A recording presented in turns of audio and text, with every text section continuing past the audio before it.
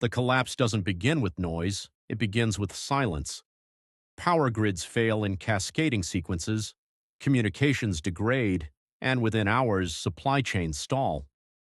What most people misunderstand is that survival isn't about stockpiling random gear, it's about systems thinking under constraint.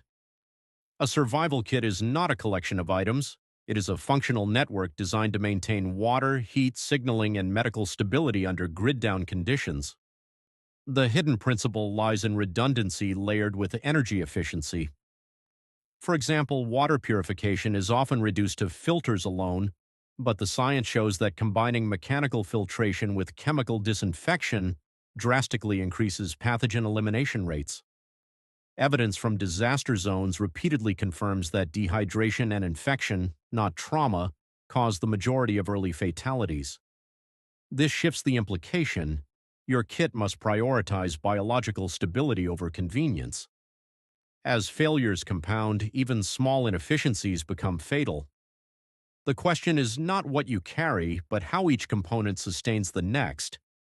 As the blackout extends beyond 72 hours, thermal regulation and metabolic demand become the next failure points. Most assume warmth is simply about insulation, but heat retention is governed by minimizing conductive and evaporative loss. The overlooked science is that layering materials with trapped air gaps reduces heat transfer more effectively than bulk alone.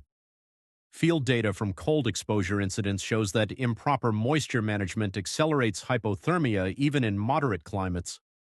This reframes the kit again. Dry storage and vapor barriers are not optional, they are survival critical.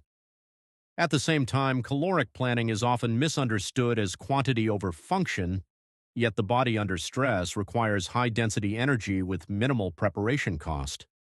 As systems degrade, every calorie burned without return accelerates collapse at the individual level.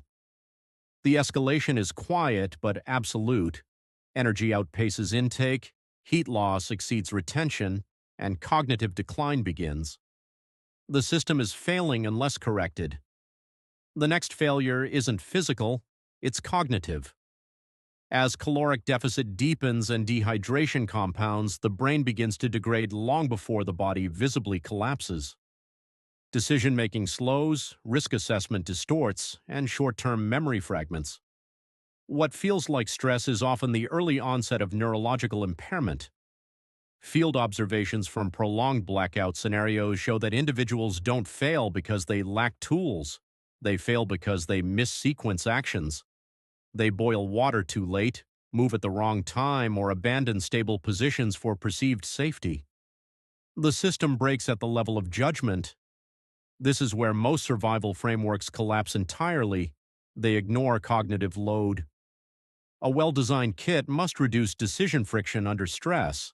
That means pre-structured workflows, water before movement, shelter before signaling, rest before navigation.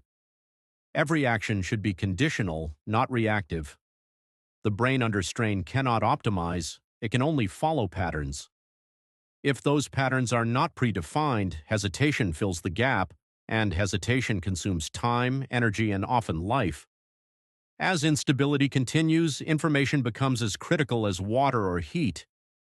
In grid-down conditions, the absence of reliable data creates a vacuum where rumor replaces signal. People move based on incomplete or false inputs, increasing exposure and conflict probability. This introduces a new system requirement: verification. Even simple tools, like passive radio receivers or pre-agreed signals, become force multipliers because they restore a degree of certainty in an uncertain environment. Without information filtering, every decision carries hidden risk.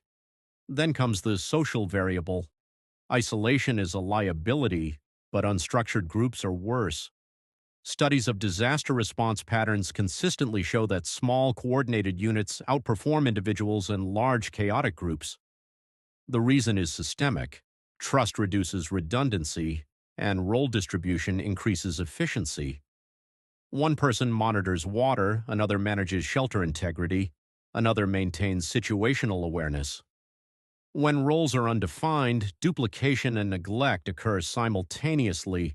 Tasks are either repeated wastefully or missed entirely. the system fragments. At this stage, security emerges, not as confrontation, but as awareness and avoidance. Most threats are not deliberate attacks, but proximity risks, desperate individuals, resource competition, unpredictable movement patterns. The objective is not dominance, but invisibility. Light discipline, noise control, and minimal exposure. Windows reduce the probability of detection. Survival shifts from endurance to probability management, lowering the chances of being found, targeted, or forced into energy-expensive interactions. Finally, the long horizon begins to take shape. If the disruption extends beyond, say,